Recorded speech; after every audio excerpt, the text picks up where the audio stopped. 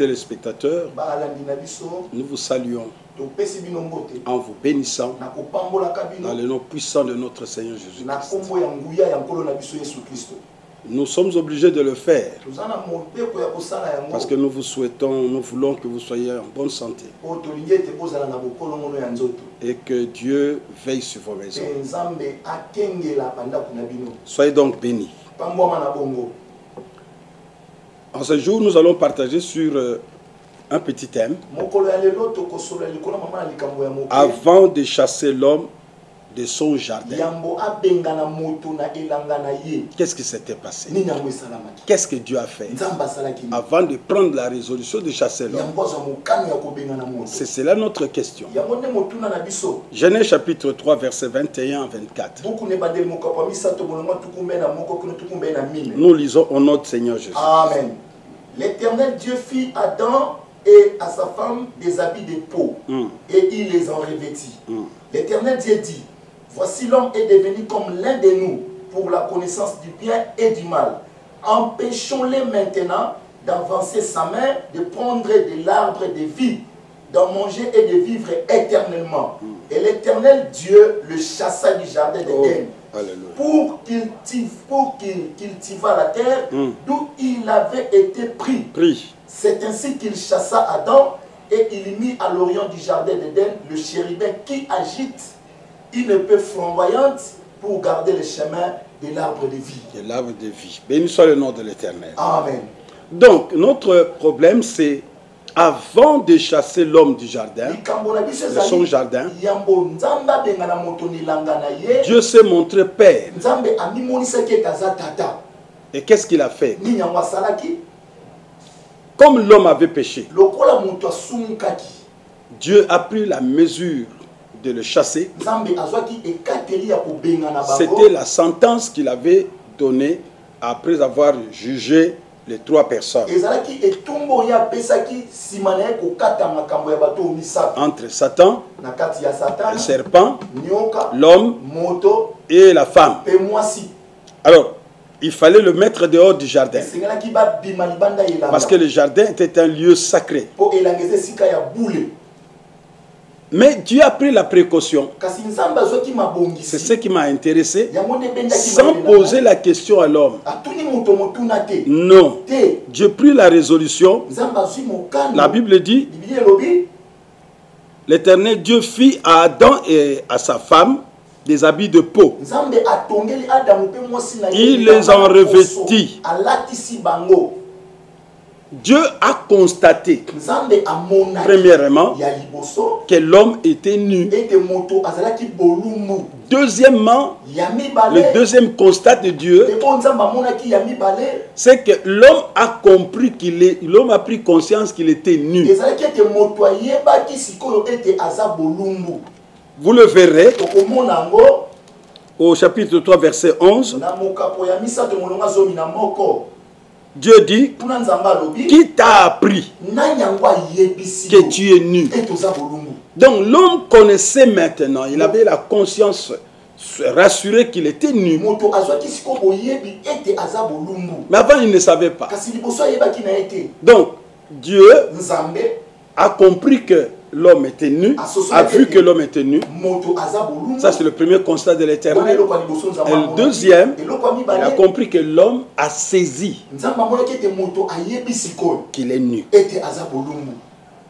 Et de côté de l'homme, quand il a constaté qu'il était nu, il s'est cherché des habits, des feuilles qui se couvraient. Or, les feuilles, jusqu'au soir, ça doit se sécher. Donc, il va encore se revêtir encore de feuilles. Des habits circonstanciels. Et des habits qui disparaissent. Béni soit le nom de l'Éternel. Amen. Voyez-vous, les constats de l'Éternel ont permis à ce que Dieu prenne une décision unilatérale. Il n'a pas posé la question à l'homme si je peux vous habiller. Non. Mais Dieu a pris la résolution d'habiller l'homme. C'est très important. Alors Dieu est allé chercher à tuer une bête. Ça, c'est le deuxième point. La décision de Dieu de revêtir l'homme. Vous savez, on ne peut pas donner à quelqu'un la peau sans pour autant tuer la bête. Donc Dieu a tué un animal quelque part. Il a pris la peau, il en a revêtu l'homme, la femme et l'homme. Les deux étaient habillés par Dieu. Attention, par Dieu. Et c'est Dieu qui a tué la bête. Et Dieu a arraché la peau de la bête pour couvrir la nudité de l'homme. La nudité de l'homme. La nudité dont l'homme avait pris conscience qu'il était nu. Alors Dieu l'a revêtu. Vous savez, ces choses-là sont extraordinaires. À la place de feuilles, Dieu a pris la peau. Parce que Dieu savait que la peau peut faire longtemps. Mais l'homme croyait que la feuille pouvait le protéger. Or, les feuilles doivent disparaître quelques minutes après. Mais la peau va demeurer pendant longtemps. Ce que Dieu fait, ça demeure. Mais ce que l'homme fait, ça peut disparaître même après une minute. Oh, béni soit le nom de l'Éternel. Dieu a pris la résolution. Mais ce que nous devons noter, il n'a pas posé la question à l'homme, veux-tu que je t'habille, oui ou non? Mais Dieu a pris la résolution paternelle, parentale. Et il a habillé son fils. C'est alors qu'il l'a chassé. Il ne l'a pas chassé nu. Non. Il l'a habillé d'abord. Et il l'a chassé. Il a sorti de sa présence. Il faut noter ça parce que ça va nous aider plus tard. Béni soit le nom de l'Éternel. Amen. Donc l'Éternel couvrit la nudité de l'homme. Lui-même, en tuant sa bête, en prenant la peau, il a couvert l'homme. Troisième point, le revêtement. Parlons-en. Le revêtement, il est nécessaire à l'homme de se revêtir. Depuis le jardin d'Éden, l'homme a commencé à se revêtir. C'est alors qu'est venu jusqu'aujourd'hui des tissus que nous portons. C'est à cause du péché. L'homme travaille pour couvrir son corps. Vous verrez que tout le monde qui travaille, même les parents qui ont des enfants, ne laissent pas leurs enfants nus. Dès que l'enfant naît, il vient nu, mais le parent couvre l'enfant. Automatiquement. On prépare aussi ces habits-là avant que l'enfant ne naisse. On a déjà préparé les habits. Béni soit le nom de l'Éternel. Quand l'homme meurt, quand bien même il va pourrir, mais on le lave et on le revêt. Et puis on l'enterre. Béni soit le nom de l'Éternel. Même dans la nature, on ne veut pas la nudité. Mais de quelle nudité on parle? Parce que quand l'homme travaille, c'est pour se couvrir, pour s'habiller, pour manger. C'est ça qui pousse l'homme à travailler. Mais de quelle nudité dont on parle ici? Et vous devez savoir que toute nudité fait honte. Il est honteux, même pour un petit enfant qui grandit, de rester nu devant ses frères. Quand l'enfant grandit, à l'âge de 5-6 ans, il lui est difficile de se laver en plein air. Nous sommes tous passés par là. On a honte, même de ses propres parents. Béni soit le nom de l'Éternel. Alors, de quelle nudité parle-t-on ici? La nudité ici est spirituelle. La nudité physique, on la couvre avec les habits. Et pour avoir les habits, nous travaillons pour ça. Ça, c'est réglé. Mais je parle maintenant de la nudité spirituelle. Dans la nudité spirituelle, c'est l'homme intérieur. L'homme que Dieu voit. Quand cet homme-là est nu, ça fait honte. Même à la manière des hommes. Quand on pratique des choses impures, on a de la honte. Quand on apprend à tout le monde que tel avait fait ceci avec la femme d'autrui, avec l'homme d'autrui, ça fait honte. Il a volé ceci, il a fait cela, il a violé, ça fait honte. C'est ça la nudité. La nudité de l'homme, spirituellement, dans son âme, dans son intérieur. Cette nudité-là doit aussi être couverte. Si on ne la couvre pas, cette nudité-là, alors devant Dieu, on ne peut pas résister. Béni soit le nom de l'Éternel. Donc je parle ici, ce qui plaît à l'Éternel, c'est cette nudité-là. Cette nudité-là ne plaît pas à l'Éternel. On peut rester nu physiquement, mais être habillé intérieurement. Or, il est difficile pour quelqu'un qui s'est habillé intérieurement d'être nu extérieurement. C'est pratiquement impossible. Dieu n'accepte pas cette nudité. Béni soit le nom de l'Éternel. Mais cette nudité-là, Dieu, au temps d'aujourd'hui, ne peut pas couvrir l'homme comme il avait fait unilatéralement, sans demander au préalable, poser la question à Adam et Ève.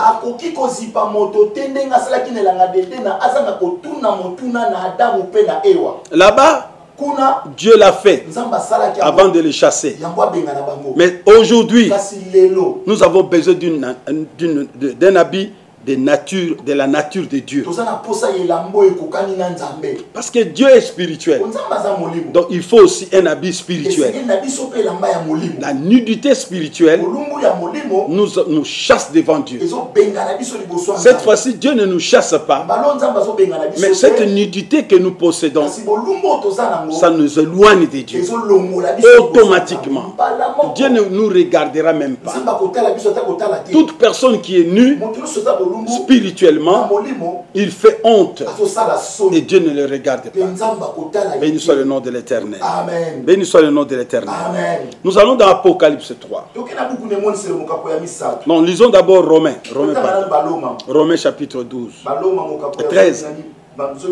Verset 12 jusqu'à 14. Après nous lirons Apocalypse. On y va. La nuit est avancée. La nuit est avancée. Les jours approchent. Oui. Dépouillons-nous donc des œuvres des ténèbres. Et revêtons les armes de la lumière. Marchons honnêtement comme en plein jour. Oui.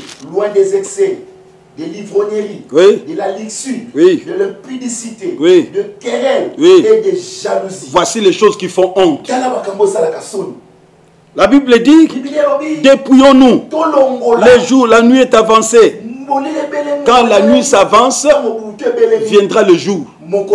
Mais dans la nuit, la trompette va sonner. C'est dans la nuit. Et quand la trompette sonnera, ceux qui sont en Dieu, ceux qui ont des habits, vont partir. Mais pour que ceci ne nous surprenne pas, la Bible dit, dépouillons-nous des œuvres des ténèbres et revêtons les armes de la lumière. C'est quoi les armes de la lumière? On continue, frère. Verset 13. Marchons donc. Marchons honnêtement comme en plein jour. En plein jour. Vous voyez, même si nous sommes dans la nuit, mais posons des actes du jour. Et le jour, c'est la lumière. Et c'est quoi la lumière? On y va. loin des excès, loin des l'ivrognerie, de la luxure et de l'impudicité, des querelles et des jalousies. Oui, ce sont les œuvres du ténèbre. C'est ça les œuvres de la nuit. Ça nous éloigne de Dieu. On y va pour parler des armes de la lumière. Verset 14. Verset 14. Mais revêtez-vous du Seigneur Jésus-Christ. Très bien, stop. Revêtez-vous du Seigneur Jésus-Christ. Jésus-Christ n'est pas seulement celui qui est mort à la croix, mais Jésus-Christ est un revêtement aussi. On devait tuer la bête. Par qui? Par Dieu. Donc ce jour-là, c'est Dieu qui a tué la bête. Quelle est la bête? Jean chapitre 2 verset 29. Voici l'agneau de Dieu. Voici l'agneau. Et voilà la bête. L'agneau de Dieu qui ôte le péché. Dieu a pris son agneau. Il n'a pas pris un homme comme toi et moi, mais un agneau. Un agneau. Une personne céleste qui est descendue sous la terre, qui a pris la chair. On ne l'a pas appelé homme, on l'a appelé agneau. Or l'agneau doit être sacrifié pour le péché de l'homme. Béni soit le nom de l'Éternel. Et ce jour-là, c'est Dieu lui-même qui a pris l'agneau, qui l'a amené à Golgotha et qui a tué l'agneau. Il a pris la peau. Premièrement, l'animal est tué pour la rémission de nos péchés. Ok. Deuxièmement, il faut revêtir l'homme. On doit être sauvé, mais il faut un revêtement. Pourquoi? Quand je me lave, je suis nu. Je me lave. Après s'être lavé, je dois mettre des habits. Si la nudité est venue par le péché, Jésus est venu avec des habits. Et d'abord, pour prendre ces habits, il faut se laver de son sang. Après maintenant, se revêtir. Or, quand on se revêt, quand on s'habille, c'est pour sortir. On ne peut pas marcher nu. Donc la parole de Dieu, qui est Jésus, qui est la lumière, d'abord, c'est pour le salut. Ensuite, pour la marche. Pour la vie sur la terre. En attendant le grand jour. Béni soit le nom de l'Éternel. Si nous avons la vie éternelle, nous avons aussi les habits de la vie éternelle. Les habits de la vie éternelle. Les habits de la nature de Dieu. Et il n'y a que Dieu qui peut habiller l'homme. Ce n'est pas le pasteur. Ce n'est pas un apôtre. Ce n'est pas le prophète. Ce n'est pas qui que ce soit. Non, pas le prédicateur. L'habit, c'est le Seigneur qui donne. Et il dit ici, revêtez-vous du Seigneur Jésus. Jésus-Christ. N'ayez pas soin de la chair. Non. On peut être habillé dans la chair, de belles vestes, des beaux habits, des habits extraordinaires. Mais on est sale et on est nu. On vous voit, on voit toute votre nudité, la mauvaise vie que vous menez, l'occultisme dans lequel vous vous trouvez, le satanisme, la sorcellerie, le vol, les impudicités, les adultères, les divorces que vous faites. Vous êtes nus devant l'Éternel. Vous avez 2, 3, 4, 10 femmes. Tu es nu. Tu n'as pas d'habit. Non. Jésus veut qu'on se revête. Et ces habits, ce ne sont que les habits de Jésus. Et cet habit-là, c'est la parole. Dieu, en chassant l'homme, il a couvert d'habits. De peau de bête. Mais il lui a dit, va-t'en. Tu as des habits, mais va-t'en maintenant. Mais nous, quand on nous révèle les habits, ce n'est pas pour nous dire va-t'en. Mais c'est pour dire entre. Oh, soyez bénis. Amen. Revêtez-vous du Seigneur et entrez dans le Seigneur. Entrez dans le jardin. Cette fois-ci, vous ne serez pas un homme de honte, mais un homme de valeur. Parce que vous avez la nature de Dieu. La nature de Dieu. Béni soit le nom de l'Éternel. Donc, en s'habillant de Jésus, vous repoussez les œuvres de convoitise de la chair. Non. Vous marchez avec Jésus. La chair reste. Vous êtes dans la chair, mais vous ne vous préoccupez pas des œuvres de la chair. Vous ne suivez plus les gens pour des fétiches, pour des ceci. Mais si vous prenez des fétiches pour pouvoir travailler, mais prenez aussi les fétiches pour ne pas mourir. Oh yes. Vous voyez? Nous finissons toujours par mourir. Si Dieu ne venait pas si vite, tous nous périrons. Chacun à son tour et chacun en son temps. Gloire à Dieu. Parce que le Seigneur viendra. Nous ne serons pas tous morts. Nous le verrons. Et ce n'est pas longtemps. Jésus vient. Il vient très bientôt. Après le déconfinement, nous devons comprendre que nous préparons la venue du Seigneur. Et si le Seigneur a arrêté le monde, il a permis que le monde s'arrête. C'est pour que nous puissions prendre conscience et nous préparer. Pour ne pas dire qu'il ne nous a pas annoncé, il ne nous a pas signalé. Béni soit le nom de l'Éternel. Dieu a sa façon de parler. Ainsi donc, nous lirons Apocalypse au chapitre 3, verset 17 jusqu'à 18. Que dit la parole de Dieu? Parce que tu dis, oui, je suis riche. Je suis riche. Ça, c'est l'église de Laodicée.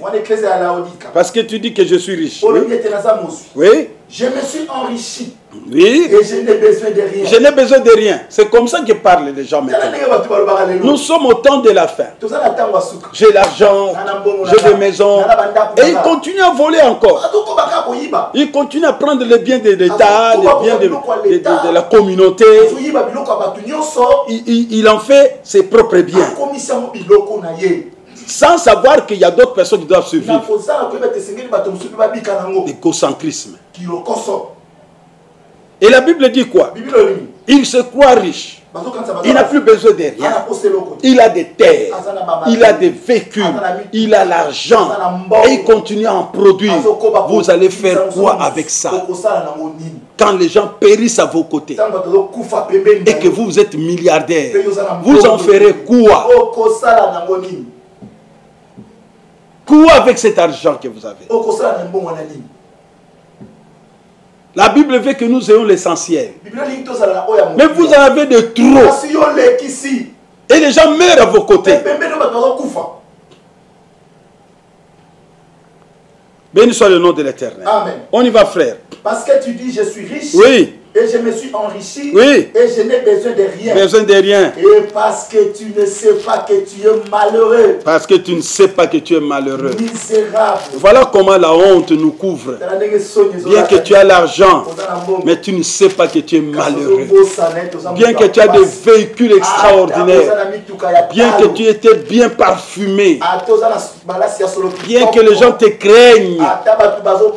Bien que tu dors dans le faubourg. Tu te caches quelque part pour être seul. Mais tu ne sais pas que tu es malheureux. Malheureux. Quand tu ne vis pas avec les autres. Malheureux. Ça, tu te crois riche. Béni soit le nom de l'Éternel.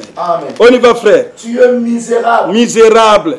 Pauvre. Pauvre. Aveugle. Oh, mais comment? Comment quelqu'un qui est riche, mais on l'appelle pauvre? As-tu vu quelqu'un mourir et on prend ses dollars, ses euros, on les classe dans son cercueil? As-tu vu ça? Investissez chez Dieu. Mais n'investissez pas hypocritement. Comme le font les autres. Ils ont une très mauvaise vie. Et ils donnent des œuvres caritatives. Non. Je vous ai dit, d'abord on tue la bête pour nos péchés. Après on prend le vêtement, on nous habille. Acceptez d'abord l'œuvre de la mort de Jésus. Acceptez Jésus dans votre vie. Et les œuvres des adultères, des divorces et des vols vont disparaître. N'avez-vous pas besoin du pardon de l'Éternel? Tel que vous êtes là, tel que vous me regardez là, n'avez-vous pas besoin de pardon de Dieu? Observez votre vie jusqu'à aujourd'hui. Comment vous vivez? Comme un malfrat, un bandit. Ce n'est pas un bandit physique pour tuer les gens, mais un bandit matériel. Tu me regardes, sache que le Seigneur t'aime. Il est mort et lui-même aussi est un revêtement pour toi. Pour moi. Soyez bénis. Ne vous fâchez pas. Je vous aide. Parce que moi aussi j'étais aidé. On y va, frère. Je te conseille d'acheter de moi de l'or éprouvé par le feu. De l'or éprouvé, on y va. Afin que tu deviennes riche. Oui. Et des vêtements un riche blancs. Qui doit devenir riche. On en parlera une autre jour. Avançons d'abord. Oui. Des vêtements blancs. Les vêtements blancs. Ah, voyez-vous, vous étiez nus. Maintenant, il faut avoir des vêtements blancs. Le vêtement tout blanc. Pas des couleurs roses, des couleurs rouges, noires, avec cravate bleue, comme ça. Non. Blanc. Dans le royaume de Dieu, c'est la blancheur. Blanc comme neige. Couvrez-vous.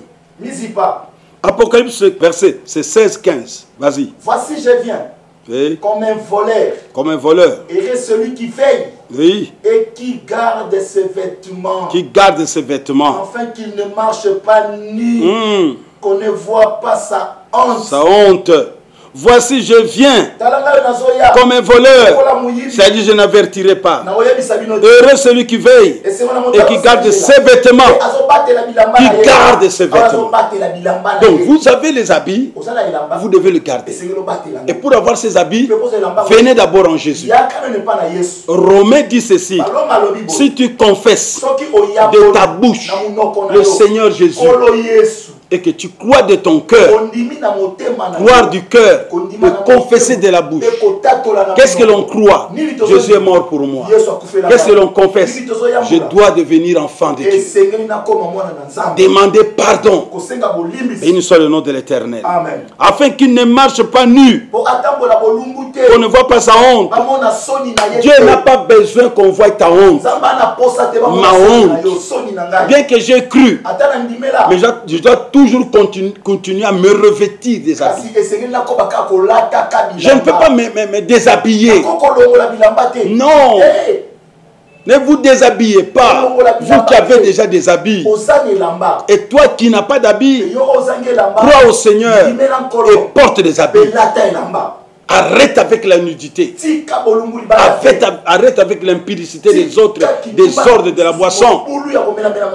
10 femmes, 50 femmes. Qu'est-ce que tu vas en faire?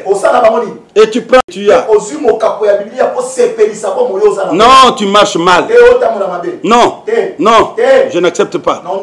Dieu aussi n'accepte pas. La Bible aussi n'accepte pas. Béni soit le nom de l'Éternel. Alors Romain dit, confessez. Frère, aujourd'hui, si vous entendez cette parole, confessez. Quiconque invoque le nom du Seigneur sera sauvé. Dieu ne te juge pas. Qui suis-je pour te juger? Je t'aime. Je t'attends dans l'église. Même pas chez moi. Mais quelque part, il y a des frères, des enfants de Dieu qui sont là. Même dans votre quartier, il y a une bonne église qui est là. Va prier. Habille-toi. Même quand les gens vous applaudissent, vous les politiciens, nu. Devant Dieu, tu es nu.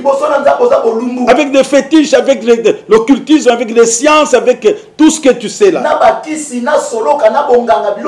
Je te dis, Dieu t'aime. Viens au Seigneur. Il a besoin de toi. Même si quand tu étais riche, mais nu, maintenant tu seras riche, mais vêtu. Vêtu. Riche.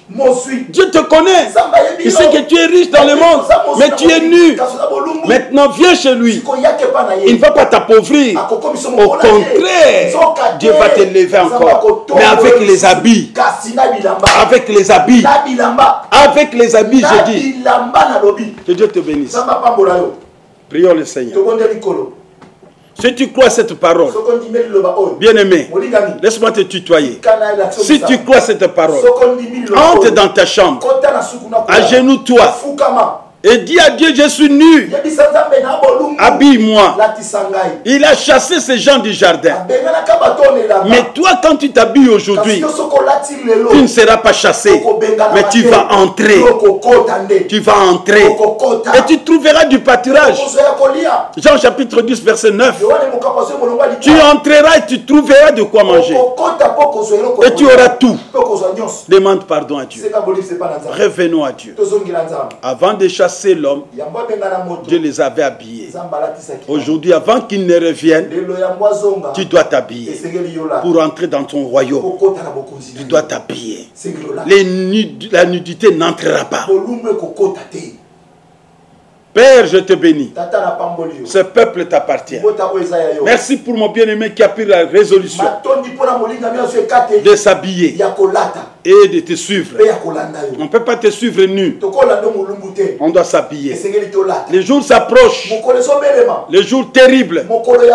Au son de la trompette, il se passera un grand événement. Je veux que mon frère qui me regarde participe à cet événement. Au nom du Seigneur Jésus. Amen. Amen. Que mon Dieu vous bénisse.